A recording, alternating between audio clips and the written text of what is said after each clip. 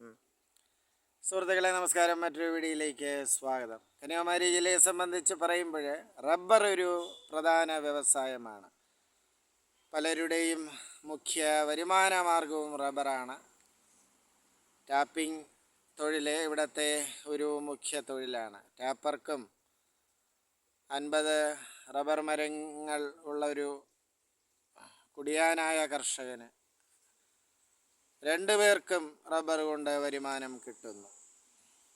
Tap ചെയ്യുന്ന മരങ്ങളിൽ ആഴ്ചതോറും ആ റബ്ബർ കറ അല്ലെങ്കിൽ റബ്ബർ പാല് ശേഖരിക്കുന്ന ചിരട്ടയോ ആ പ്ലാസ്റ്റിക് ചിരട്ട അല്ലെങ്കിൽ സ്വാഭാവിക ചിരട്ട ഇത് ക്ലീൻ ചെയ്യാറുണ്ട്.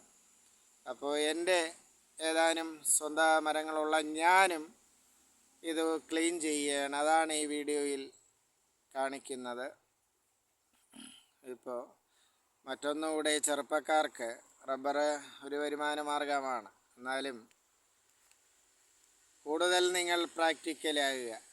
ഇപ്പോൾ എന്നെപ്പോലുള്ള കഴിഞ്ഞ തലമുറയിൽ ചിലരെങ്കിലും ഭാവനാലോകത്തും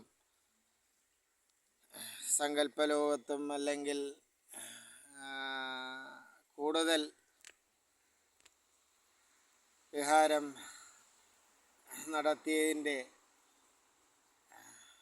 ഫലമാണ്, അല്ലെങ്കിൽ കൂടുതൽ പ്രായോഗിക ചിന്ത കുറഞ്ഞതിൻ്റെ ഫലം ജീവിതത്തിൽ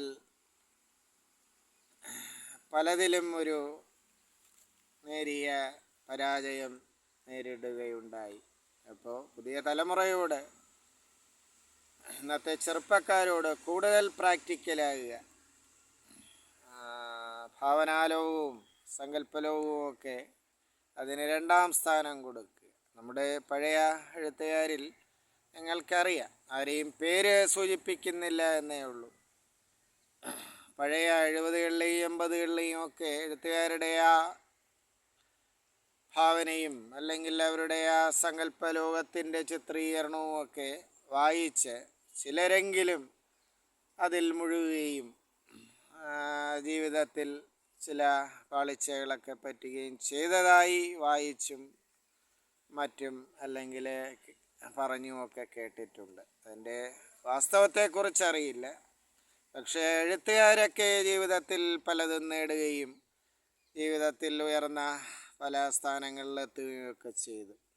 അപ്പോൾ വായനക്കാരാ അല്ലെങ്കിൽ പുതിയ തലമുറയോട് സങ്കല്പവും ഭാവനയും നല്ലത് തന്നെ, കൂടുതൽ പ്രാക്ടിക്കലാകുക. ഇതാ ഒരു ചിരട്ട ക്ലീൻ ചെയ്യുന്ന രംഗത്തിലേക്ക് ഞാൻ എൻ്റെ പ്രേക്ഷകരെ കൂട്ടിക്കൊണ്ടു പോകുന്നു. ശ്രദ്ധിക്കുക മക്കളെ. രംഗം 1-2 മരത്തിൻ്റെ ക്ലീൻ ചെയ്യുന്നത്.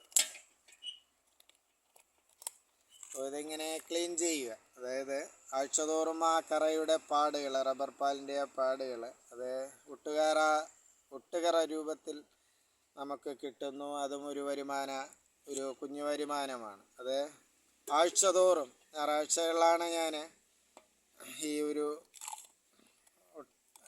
പാൽക്കറ ശേഖരിക്കുന്ന ചിരട്ട. പണ്ടൊക്കെ സ്വാഭാവിക ചിരട്ടകളായിരുന്നു, ഇന്നത് പ്ലാസ്റ്റിക്കിലേക്ക് വഴിമാറി. അപ്പോൾ അത് ക്ലീൻ ചെയ്യുന്ന ഒരു പ്രോസസ്സാണ്. ഇതൊക്കെ നിങ്ങൾക്കറിയുന്നതാണ്. റബ്ബറിനെ കുറിച്ച്, റബ്ബർ ഇല്ലാത്ത നാട്ടിലുള്ളവർക്ക് ഇതൊരു പുതുമയാകാം. ഇപ്പോൾ കേരളത്തിലും കന്യാകുമാരി ജില്ലയിലുമൊക്കെ റബ്ബർ ഒരു പുതുമയല്ല, ഇവിടുത്തെ ഒരു വരുമാന മാർഗമാണ്. നോക്കുക, നടന്നു കുറച്ച് ഇത് കാണില്ല, ലോങ് കാണില്ല. അവിടെ ഒന്നൊരു ലോങ് കാണില്ല.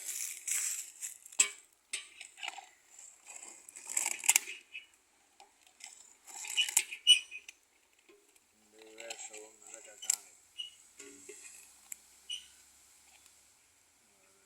രീതി.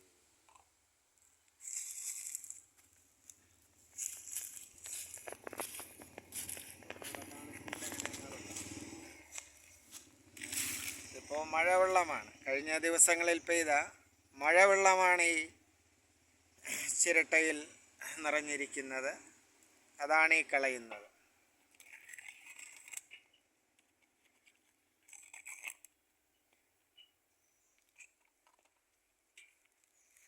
ശരി, ഞാൻ എൻ്റെ ജോലി തുടരുന്നു.